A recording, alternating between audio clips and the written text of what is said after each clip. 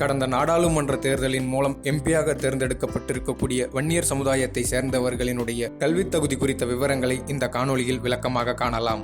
முதலாவதாக, தருமபுரி நாடாளுமன்ற தொகுதியிலிருந்து புதியதாக எம்பியாக தேர்ந்தெடுக்கப்பட்டிருக்கக்கூடிய திரு மணி அவர்கள் ஒரு சட்ட படிப்பில் பட்டம் பெற்றவர்.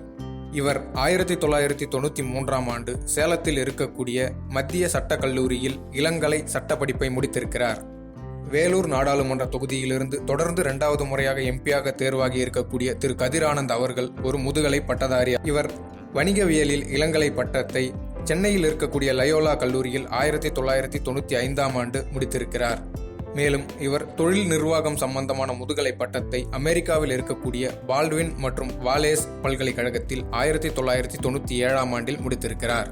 அடுத்ததாக, ஆரணி தொகுதியிலிருந்து எம்பியாக தேர்வாகி இருக்கக்கூடிய திரு MS தரணிவேந்தன் அவர்கள் நெல்லியான்குளம் கிராமத்தில் இருக்கக்கூடிய அரசு உயர்நிலைப் பள்ளியில் 10ஆம் வகுப்பு வரை படித்திருக்கிறார். மயிலாடுதுறை நாடாளுமன்ற உறுப்பினராக உள்ள சுதா அவர்கள் கடந்த 1994ஆம் ஆண்டு டாக்டர் அம்பேத்கர் சட்ட கல்லூரியில் BA/BL சட்டப்படிப்பை முடித்து வழக்குரைஞராக இருக்கிறார்.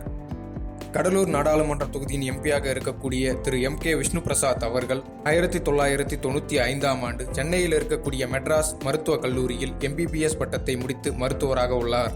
அரக்கோணம் தொகுதியிலிருந்து எம்பியாக தேர்வாகி இருக்கக்கூடிய ஜெகத்ரட்சகன் அவர்களை பொறுத்தவரை அவர் கடந்த 1967ஆம் ஆண்டு விழுப்புரம் மாவட்டத்தில் இருக்கக்கூடிய வழுதவூர் என்ற கிராமத்தில் உள்ள அரசு மேல்நிலைப் பள்ளியில் 11ஆம் வகுப்பு வரை படித்திருக்கிறார்.